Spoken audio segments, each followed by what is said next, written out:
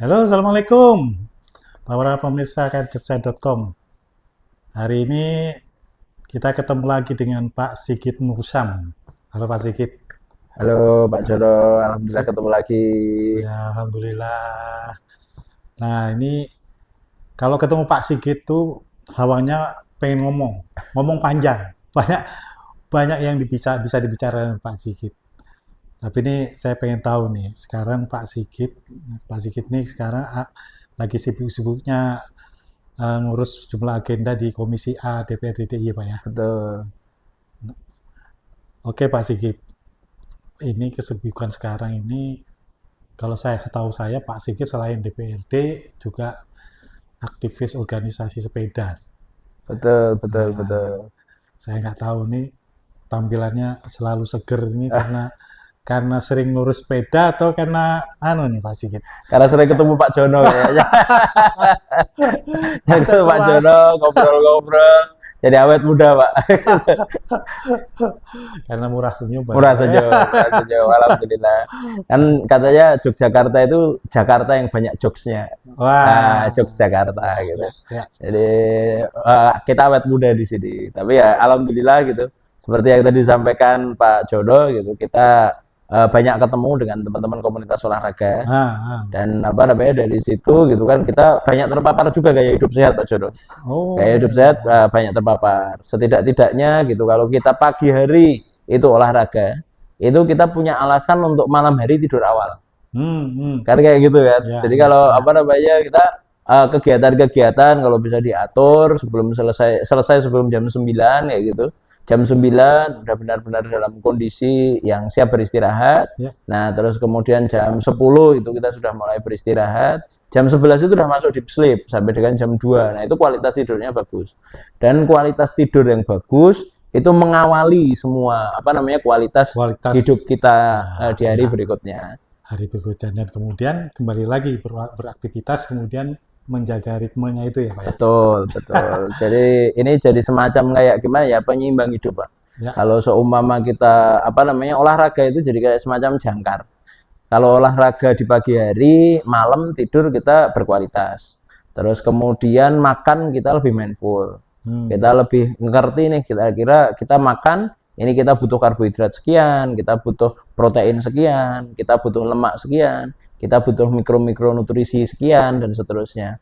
Karena makan berkualitas, istirahat berkualitas, terus kemudian kita ada aktivitas fisik. Akhirnya pada waktu itu tingkat kebugaran kita naik dan otomatis ketika kebugaran kita naik, kita menjalani aktivitas yang sama dengan effort yang lebih rendah. Ya, ya, ya, ya. Jalan 5.000 langkah itu enteng-enteng saja gitu. Lari 10 kilo ya masih terjangkau juga kayak gitu. Nah, apalagi ketika kita menyelenggarakan, kita melakukan aktivitas-aktivitas reguler di kantor, ngobrol-ngobrol, terus kemudian ketemu dengan Pak Jono, ketawa-ketawa, kayak gitu. Kita nggak kehabisan stamina, Pak. Tapi kalau aktivitas tuh kalau saya lihat kalau misalnya sepeda, lari itu kalau tiba-tiba muncul hujan itu kadang-kadang kita mau terus apa enggak nih gitu tuh. Oh, betul, Kalau betul. sekarang sepertinya kan sudah mulai kemarau ya, Pak ya. Betul, betul, betul, betul. Kemarau ini sudah agak jarang. Tapi kalau pas hujan itu gimana, Pak? Tetap untuk kondisi misalnya pesepeda, pelari itu, kalau saya melihat ya harus berpikir untuk berolahraga ya. Betul, Tapi Pak. sebetulnya kenyataannya seperti apa itu? Kalau saya pertama itu dimulai dari kejujuran terlebih dahulu. Kita Hmm, olahraga untuk apa? Kan kayak ya, gitu. ya. Itu harus clear terlebih dahulu karena masing-masing tujuan olahraga itu juga akhirnya membutuhkan metode pelatihan dan pelaksanaan yang berbeda-beda. Hmm, Saya ambil contoh kayak gini, kalau seumpama kita memang mau berolahraga untuk kompetisi, hmm. kita harus masuk di level kompetitif. Nah, otomatis kita harus mempersiapkan tubuh kita untuk mampu berkompetisi dalam kondisi Dalam kondisi, apapun kayak gitu. Wah, di situ akhirnya ketat banget, Pak. Kita berolahraga ketat banget. Dan pada waktu itu mungkin kita sudah harus menjauhi kata kita olahraga untuk mencari fun. Kita untuk mencari senang. hmm. Karena kita untuk mencari menang. Kalau kompetisi itu untuk mencari menang. Ya, ya. Susah atau senang tetap dijalanin. Agar apa? Agar kita mendapatkan hasil yang paling optimal. Nah, itu kalau kita berolahraga untuk kompetisi. Kompetisi, Atlet ya. nih misalkan gitu. Kita kenal tuh ada banyak atlet-atlet kayak kemarin misalkan Piala Dunia baru aja selesai kayak gitu. Sekarang dengan sport science itu ternyata atlet-atlet usia produktifnya itu menjadi lebih panjang. Kita kenal kemarin itu ada Cristiano Ronaldo dan Lionel Messi ya yang mungkin Yang menutup usianya usianya udah sudah 39 dan 40 ya. 42, betul, Ya, 41. 40. Jadi itu kan usia yang sudah sangat uzur bagi atlet zaman dulu. Ya. Tapi karena sekarang itu di sport science berjalan, terus kemudian mereka memang mengkondisikan diri mereka untuk selalu berkompetisi, maka susah ataupun senang mereka berlatih. Kayak gitu. Nah, ketika terjadi hujan gimana gitu ya? Ketika terjadi hujan, program tetap harus berjalan. Nah, Ya. dan bahkan mungkin yang harus disesuaikan adalah target dari program tadi. Bisa jadi programnya tadi memiliki target untuk beradaptasi dengan cuaca-cuaca baru kayak gitu. Karena kan Ya. kalau misalkan Pak Jono mau kompetisi, kita kan nggak bisa memilih cuaca, Pak. Iya kan? Hari ini kita nggak hujan, kita gas. Besok hujan, tunda dong, kayak gitu kan nggak bisa. Gimana caranya kita kalau kompetisi ya sudah tuh apa namanya gas kayak gitu kan, gas menang kayak gitu. Nah ini bisa dijadikan sebagai sarana untuk beradaptasi. Tapi bagi hobis ya monggo ditakar kayak gitu kan. Targetnya apa? Kalau targetnya memang kita mau hidup sehat, ya jangan sampai dengan olahraga kita malah justru jadi sakit. Ya, ya. Kita jadi sakit. Kita olahraga untuk senang-senang kayak gitu, nambah kebugaran. Ya jangan sampai kalau semua kita nggak senang, kita memaksakan diri Masih kita. diri malah jadi bencana bagi dia kan Iya, gitu. demot Pak akhirnya Pak, nanti Ya. Pak demotivasi. Ya cuma gini, sekarang kan sudah ada banyak sekali alternatif-alternatif penyesuaian. Kita mungkin nggak bisa lari di luar ruangan. Di rumah bisa tuh kita apa namanya bikin home workout yang mungkin efek kardionya itu tetap bisa menjaga Sama, kita ya. apa namanya untuk kebugaran, tingkat kebugarannya sama dengan ketika kita lari di luar. Ya. Nah itu kan udah ada banyak alternatifnya sekarang. Saya kira kok cuaca ini merupakan salah satu anugerah dan PR bagi kita itu ya bagaimana kita mensikapi dan mensiasatinya saja. Ngomong-ngomong cuaca di IY ini kan termasuk luar biasa, artinya sering pada posisi yang apa ekstra gitu ya, Betul, ya toh, Pak. betul, betul, Karena daerahnya seperti Jawa, Sumatera itu kan sering sekali kena banjir betul. segala macam, luar biasa. Dan kalau sudah diberitakan atau muncul informasi di masyarakat, karena informasi itu kan ada di berbagai platform ya, tiba-tiba orang takut gitu datang ya. Termasuk mungkin ke Jogja, padahal Jogja ini penduduknya banyak, tinggal di Betul. daerah-daerah yang mungkin dekat-dekat berbahaya, tebing segala macam ya. Dan juga mungkin tinggal di daerah drainasenya yang kurang bagus kan gitu. Nah, itu Pak Nur, Pak Sigit ya, itu gimana Pak melihatnya kalau seperti itu ya? Bagi ya, kalau informasi terkait bencana itu.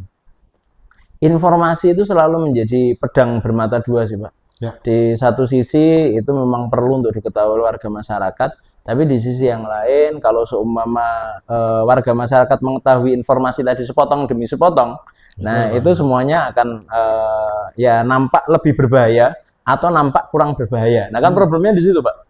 Jadi menjadikan masyarakat yang paham informasi secara utuh itu menjadi salah satu tugas dari pemerintah saya kira gitu.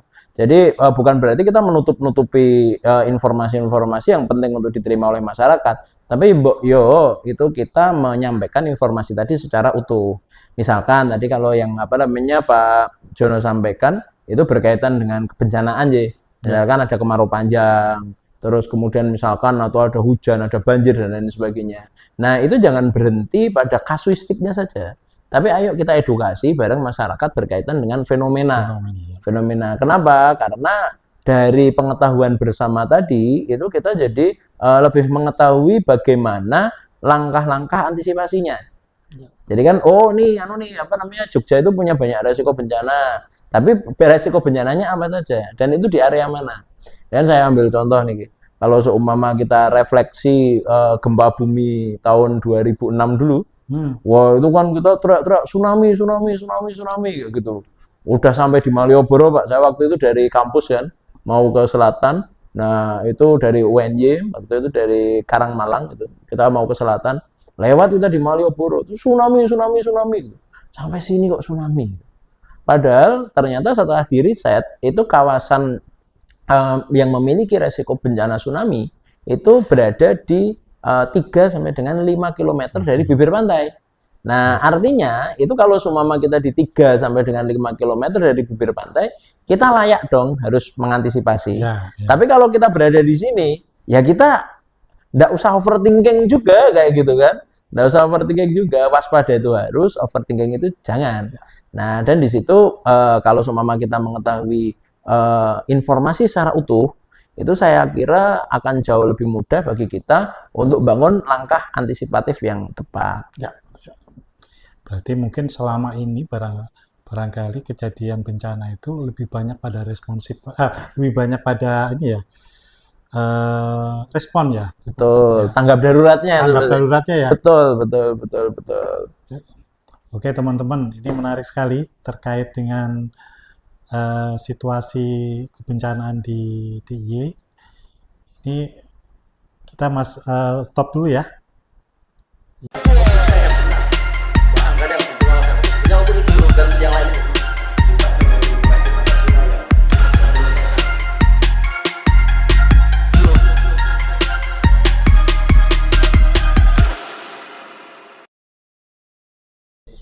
Pemirsa, tadi kita bahas ke topik yang cukup tajam, yaitu terkait dengan bencana di DIY. Jadi kita tadi ngobrol soal sepeda, akhirnya muncul kemungkinan adanya bencana di saat musim hujan. Nah, Pak Sigit, tadi kan Pak Sigit bilang bahwa sekarang lebih banyak tanggap daruratnya aja yang dilihat ya. Betul. Lebih banyak responsifnya ya, daripada kemungkinan bagaimana sih, kenapa nggak dicegah dulu kan gitu ya. Nah, kira-kira kondisinya ada ke depan ada sedikit perubahan nggak mungkin dari kebijakan atau peraturan perundang di Jogja gitu? Kalau dari regulasi Pak Jono itu di DIY sendiri sebenarnya kan tentang penanggulangan bencana untuk tingkat provinsi itu sudah diatur dalam Perda nomor 13 tahun 2015.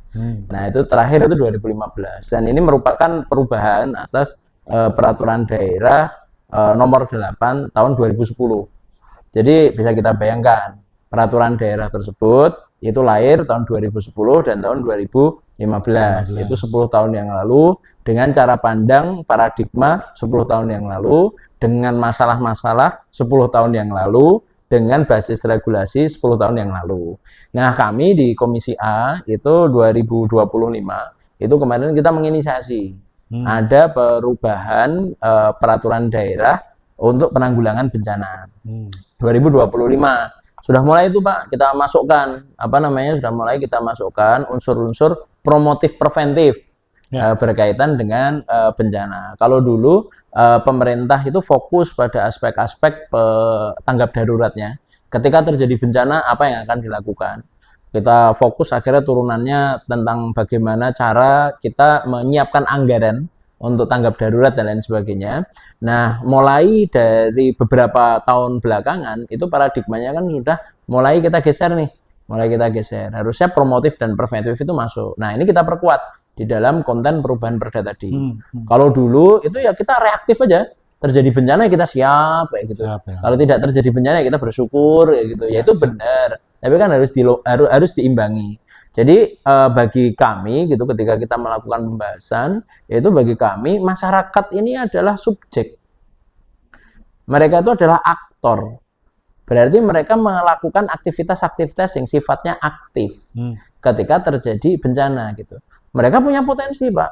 Yang mana potensi-potensi dari masyarakat itu kalau tidak disinkronkan, tidak dikolaborasikan, tidak disiapkan, ini nanti akan menjadi potensi-potensi yang ketika terjadi bencana itu tidak bisa teroptimalkan. Kami ambil contoh misalkan Nah, kita ada program apa namanya penguatan bencana berbasis penguatan ketangguhan menghadapi bencana berbasis keluarga misalkan. Nah, ini kan menjadi menarik kenapa? Karena ketika terjadi bencana, itu kenyataannya yang paling bisa memberikan pertolongan bagi kelompok rentan itu ya dari keluarga Keluarganya gitu. sendiri ya. Dari keluarga sendiri gitu. Ya. Misalkan di dalam keluarga tersebut memiliki anggota keluarga yang penyandang disabilitas.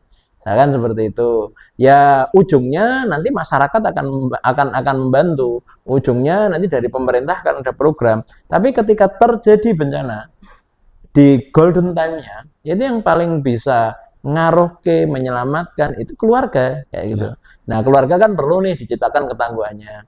Kami ambil contoh ke apa namanya kelompok rentan yang lain, lansia misalkan. Hmm. Nah, lansia ini juga apa namanya kalau menunggu program dari pemerintah turun BPBD ke lokasi dan lain sebagainya, nah mungkin semuanya akan terlambat gitu. Kebakaran terjadi Bakaran ya. misalkan, Pak. Ini kan kemarin di DIY ini ya cukup mengkhawatirkan juga, apalagi saat ini tahun ini itu kan kemarau cukup panjang. Panjang ya. Kemarau nanti diprediksi akan cukup panjang dan teman-teman dari Damkar itu kemarin juga sudah bersiap. Waduh, ini kayaknya masa tugas kita lebih panjang mas tahun ini kayak gitu. Dan ternyata kemarin terjadi betul gitu. Ada satu gudang terbakar dan hanya butuh waktu kurang dari 15 menit untuk api tersebut melalap habis gudang dari belakang sampai ke depan. Nah, problemnya juga itu, terbakarnya dari belakang, jadi agak susah untuk diantisipasi, Pak. Nah, kalau seumpama itu terjadi di rumah misalkan, terjadi kebakaran, ada lansia di situ yang mobilitasnya sudah berkurang. Itu kalau seumpama nunggu dari damkar, penyelamatannya itu akan butuh waktu. Tapi kalau seumpama dari warga masyarakat itu sudah memiliki peran aktif untuk gimana nih cara mengevakuasi ketika ada lansia terjadi bencana A, B, C, D, E dan lain sebagainya. Nah itu bisa banget tuh apa namanya tingkat mortalitasnya, kematiannya bisa jadi diturunkan. Balita misalkan Pak Jono. Ya. Nah balita itu kan perlu apa namanya ada penanggung jawab di masing-masing keluarga. Nah ini saya punya cerita menarik. Saya punya teman, dia tinggal namanya boleh sebut nama gini-gini namanya Mas Taat Budi. Dia bisa kita jadikan sebagai model tuh karena dia suami istri keluarga muda punya anak 5. 5 itu 2 anak yang paling bungsu itu kembar Pak. Nah jadi masih kecil-kecil itu masih kecil-kecil dia tinggal di kawasan rawan bencana gempa. Jadi dia hanya sekitar 1 kilo dari pusat gempa 2006, mungkin 2 kilo lah, 2 kilo dari pusat gempa 2006. Menarik, kenapa? Karena setiap terjadi gempa kecil-kecilan, Mas Taat bersama dengan keluarganya itu sudah bikin simulasi. Anak pertama tanggung jawabnya apa? Anak kedua tanggung jawabnya apa? Anak ketiga yang masih balita ini sama si siapa? Anak keempat dan kelima ini yang gendong siapa? Nah itu sudah ada pembagian tugasnya. Dan bahkan itu ada tas siaga bencana. Nah ini menarik. Ini kan artinya apa? Di situ kebutuhan-kebutuhan ketika terjadi bencana, kebutuhan-kebutuhan darurat itu sudah disiapkan dan ditempatkan di tempat yang mudah dijangkau. Termasuk fotokopi dari dokumen-dokumen penting gitu misalkan. Nah itu sudah ada, tas sudah disiapkan. Ketika terjadi bencana, tinggal ambil, terus kemudian keluar. Nah itu tidak-tidaknya untuk survive di 3 hari pertama itu sudah bisa dicukupi dari logistik yang disimpan di dalam tas tersebut.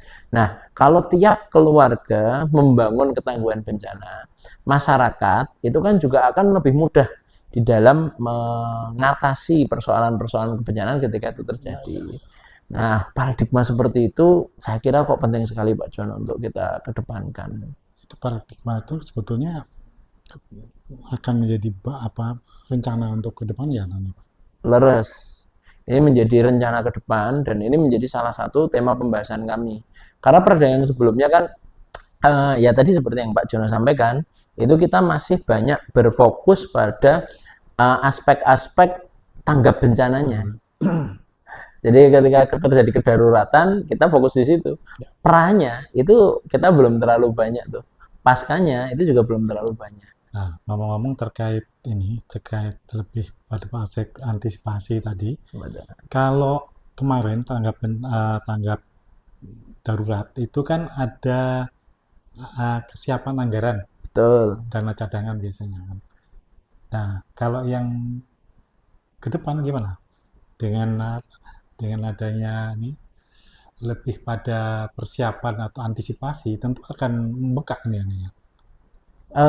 Begini Pak, kalau seumpama kita berbicara tentang anggaran kebencanaan, itu selalu saja kita apa namanya ini semacam jadi kayak asuransi. Hmm, Kan seperti itu ya Pak. Asuransi ya, itu penting atau enggak sih kayak gitu.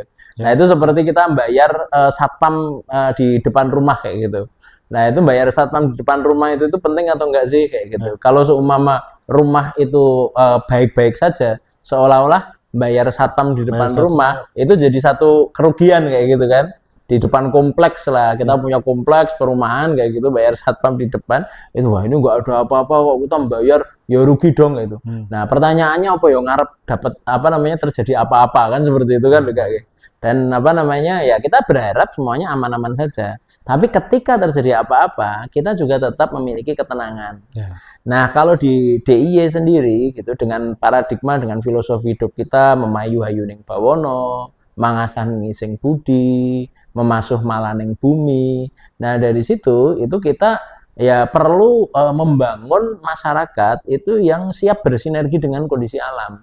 Jadi membangun masyarakat yang tangguh menghadapi bencana itu bukan hanya bermanfaat ketika terjadi bencana saja, tapi itu ya memang bagian dari filosofi hidup kita, nggak ada ruginya. Dan nanti yang ingin kita dorong ke depan gitu agar mungkin bukan dalam bentuk semata-mata anggaran baru untuk promosi, untuk apa namanya, untuk edukasi tentang persiapan menghadapi bencana, hmm, tapi bisa jadi juga kita mengisi program-program yang selama ini sudah ada secara reguler itu dengan materi-materi kewaspadaan terhadap bencana. Saya ambil contoh di Satuan Pendidikan Aman Bencana misalkan SPAB.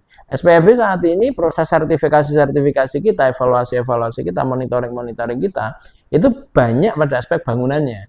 hmm, Tapi bagaimana ketika misalkan katakanlah ini kan sekarang ada pendidikan keistimewaan Jogja kan, pendidikan khas Jogja berbasis keistimewaan gitu. Nah, itu kita masukkan itu di dalam mata betul, pelajaran tentang kesadaran untuk memandang bumi yang ada di sekitar kita.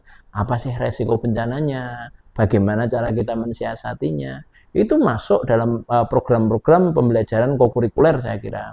Geografi misalkan ketika berpadu dengan apa namanya sosiologi sosiologi misalkan, ya, ketika berpadu dengan ekonomi misalkan, nah itu berpadu dengan fisika, nah itu udah tuh jadi apa namanya jadi satu pelajaran-pelajaran kokurikuler, tidak banyak tambahan biaya yang muncul, akan tetapi kita memaksimalkan saja aktivitas yang ada saat ini dengan konten-konten yang relevan dengan penanganan hmm, bencana. ya, Terus kemudian ada juga yang kita dorong agar kita mulai proaktif untuk mencari skema-skema pendanaan non APBD, non APBN. BPN ya, Saya ambil contoh itu yang kemarin sempat muncul, itu kan kita dorong tentang bagaimana tuh CSR tuh gitu. CSR dari perusahaan-perusahaan yang mereka apa namanya di DIY gitu. Nah, itu yang selama ini juga sudah ditunaikan kayak gitu. Mungkin atau tidak kalau kita sinkronkan dengan tema-tema kebencanaan. Misalkan apa namanya untuk membangun fasilitas-fasilitas tangga bencana di sekitar lokasi usaha lokasi yang ya, bersangkutan. Nah, termasuk untuk langkah preventif Pak Jono, itu ada banyak juga negara-negara di luar sana yang sudah memiliki program-program untuk penanggulangan bencana akibat perubahan iklim.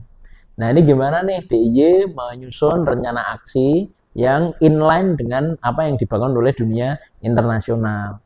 Ya, kita ambil contoh misalkan ya kalau sekarang lagi-lagi Piala Dunia tuh.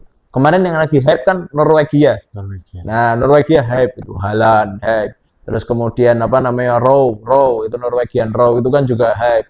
Tapi di balik itu semua ternyata kepedulian mereka terhadap iklim itu juga luar biasa gitu. Nah, ada banyak program-program dari Norwegia yang dialokasikan untuk apa namanya negara-negara di bentangan Katulistiwa nih misalkan. Nah, kalau semua seperti itu, DIY gimana nih? Mau proaktif atau enggak? Untuk membangun kerjasama dengan dunia luar yang sudah jauh-jauh hari sebelum saat ini aware terhadap isu perubahan iklim hmm, tadi. hmm. Nah, itu saya kira untuk urusan pendanaan, yang pertama tidak ada yang sia-sia karena membangun masyarakat yang tangguh itu juga bagian dari filosofi hidup kita.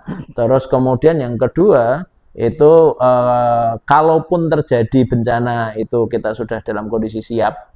Tapi terus kemudian kalau tidak terjadi bencana ya kita bersyukur gitu.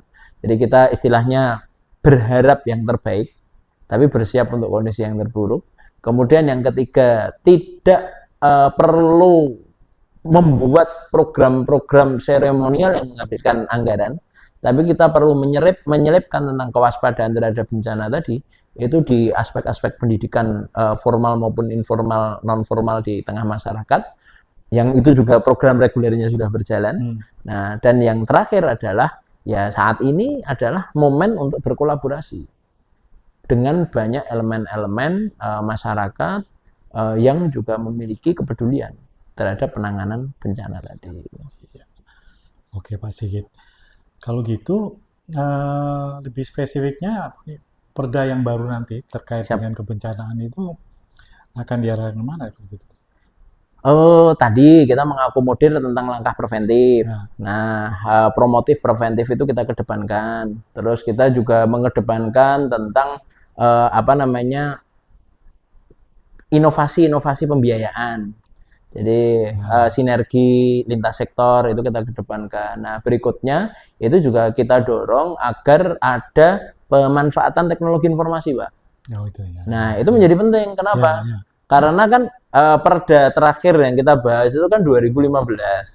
Pada waktu 2015 ya kita sudah mengenal Facebook, kita sudah mengenal sosial media, tapi kan belum semasif saat ini. Sekarang, kita udah mengenal banyak media-media gitu, tapi kan sekarang informasi itu bisa disebarkan lebih masif melalui sosial media yang ada di tengah kita.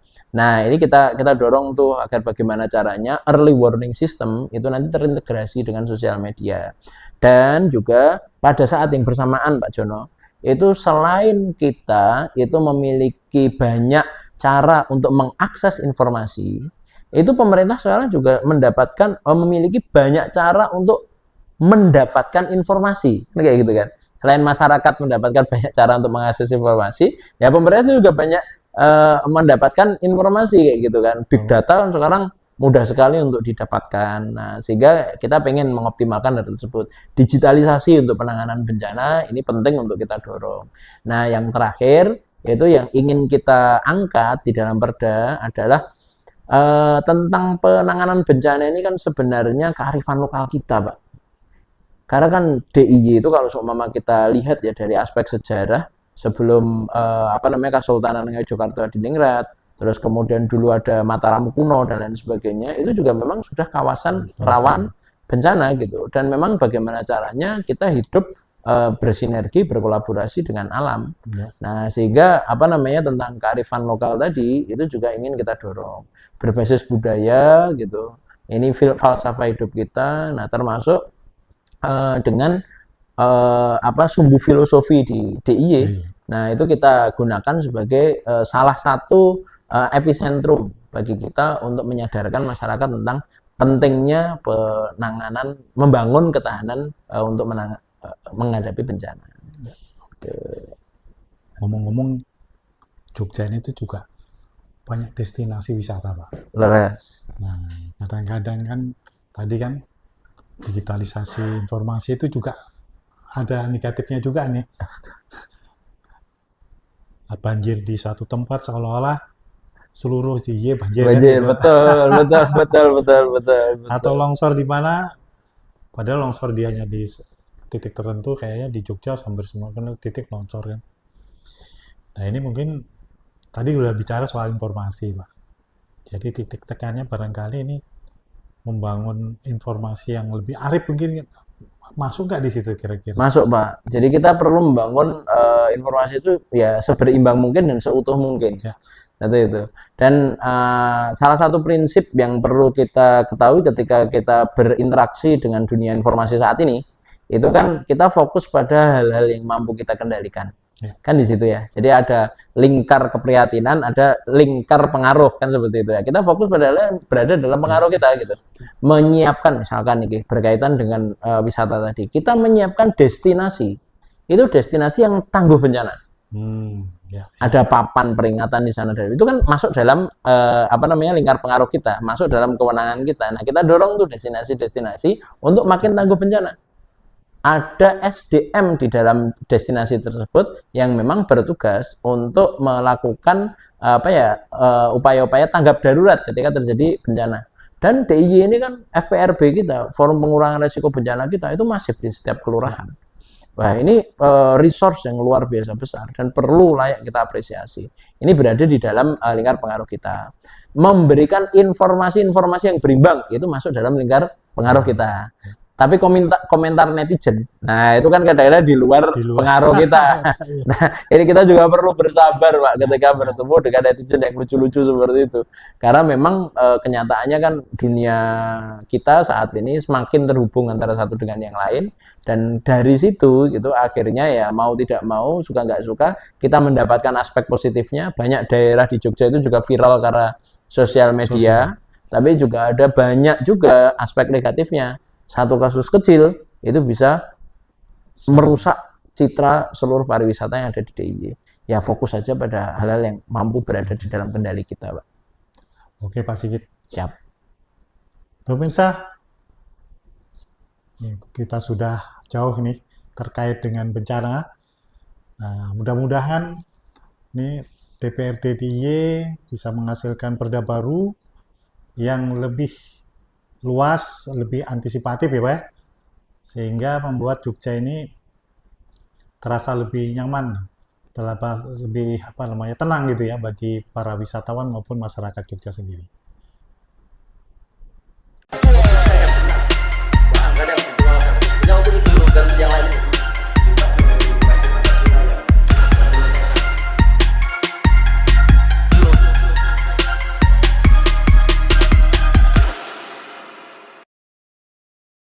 Oke pemirsa, kita tunggu pesan penutup dari Pak Sigit. Monggo Pak Sigit, mungkin apa yang bisa disampaikan kepada pemirsa terkait bagaimana pencegahan bencana ke depan. Monggo Pak. Penanggulangan bencana merupakan satu aktivitas yang perlu dikerjakan oleh lintas sektor, Pak. Dan ini menjadi penting bagi kita bagaimana mengaktifasi setiap sektor tadi untuk bisa berperan aktif dalam penanggulangan bencana. Sektor pertama jelas pemerintah di situ, tapi pemerintah nggak bisa sendiri, nggak bisa berdiri sendiri. Kita perlu berkolaborasi aktif bersama dengan sektor swasta. Karena tadi sebagaimana yang ada dalam pembicaraan kita gitu, swasta pun itu juga nanti pasti akan terpengaruh ketika terjadi bencana. Maka ya kita harap ada peran aktif dari sektor swasta untuk berpartisipasi dalam penanggulangan bencana. Masyarakat juga, Pak, ini luar biasa dan ini modal sosial yang dimiliki oleh Daerah Istimewa Yogyakarta. Ada banyak organisasi-organisasi kemasyarakatan di Daerah Istimewa Yogyakarta yang sampai dengan saat ini itu juga sudah berperan aktif di dalam penanggulangan bencana. Sebutlah ormas-ormas besar yang ada di Indonesia. Nah, itu semuanya juga berperan aktif di DIY untuk penanggulangan bencana. Kami menyatakan apresiasi yang sangat besar sekali untuk teman-teman dari organisasi kemasyarakatan yang sudah berperan aktif dalam penanggulangan bencana. Nah, termasuk FPRB tadi itu juga bagian dari masyarakat tergabung, terkolaborasikan di dalam Forum Pengurangan Risiko Bencana. Nah, ini apresiasi kami bagi teman-teman di FPRB atas apa yang telah dilakukan. Tapi juga tidak cukup hanya 3 sektor saja. Kita membutuhkan support dari akademisi. Untuk apa? Untuk mengkaji resiko-resiko bencana. Karena dunia ini bergerak dengan sangat cepat. Perubahannya juga sangat cepat. Dulu mungkin bencana akibat perubahan iklim belum terlalu banyak kita rasakan. Sekarang sudah mulai kita rasakan. Kita mengalami kemarau panjang yang otomatis berdampak pada resiko-resiko yang lain. Bencana kegagalan teknologi misalkan, ini juga perlu untuk kita kaji. Nah, dari teman-teman akademisi itu nanti kita harapkan peran aktifnya untuk turut serta memetakan sebenarnya resiko-resiko bencana di DIY itu apa saja, di mana. masing-masing wilayah itu memiliki resiko apa saja. Nah, ini perlu untuk dipetakan, termasuk bagaimana rekomendasi-rekomendasi dari para akademisi untuk proses penanganannya. Nah, dan yang terakhir, sektor yang juga kita harapkan berperan aktif adalah rekan-rekan dari media. Karena sebagaimana yang Pak Jono tadi sampaikan, itu informasi yang sampai di masyarakat secara tidak utuh itu malah justru akan sangat merepotkan kita. Kadang-kadang mengakibatkan masyarakat yang terlalu overreaksi, overthinking, tapi kadang-kadang juga mengakibatkan masyarakat yang terlalu abai terhadap resiko-resiko bencana. Maka kita berharap dari rekan-rekan dari media ini juga berperan aktif dalam penanggulangan bencana. Nah, itu tadi 5 sektor: pemerintah, terus kemudian dunia usaha, kemudian masyarakat, terus kemudian akademisi, dan juga yang terakhir adalah media. Ini ketika berkolaborasi membangun pendekatan pentahelik untuk penanggulangan bencana, saya kira resiko-resiko bencana yang ada di daerah istimewa Yogyakarta bisa kita minimalisir dan dampaknya juga bisa kita minimalisir. Kita berharap dari ketangguhan menghadapi bencana tadi, ekonomi di daerah istimewa Yogyakarta juga dapat bertumbuh, kehidupan sosial di Yogyakarta juga bisa nyaman, ayem, titi, tentrem, dan seterusnya. Nah, kita minta dukungan dari seluruh elemen masyarakat di dalam penanggulangan dan juga penanganan bencana. Proses yang panjang memang, tapi perlu kita mulai saat ini. Wah, kuncinya kolaborasi tadi Pak ya. Kolaborasi ya, lintas sektor. Oke, semoga sukses Pak. Amin. Pembahasan perda bencana yang baru. Amin. Dan manfaatnya lebih besar bagi masyarakat DIY. Amin. Pemirsa, demikian perbincangan kita dengan Pak Sigit Nursa. Beliau dari anggota Komisi A DPRD DIY dan dari fraksi PKS. Sampai jumpa dalam pertemuan berikutnya. Assalamualaikum warahmatullahi wabarakatuh. Terima kasih banyak. Kondur sami. Sami-sami lah.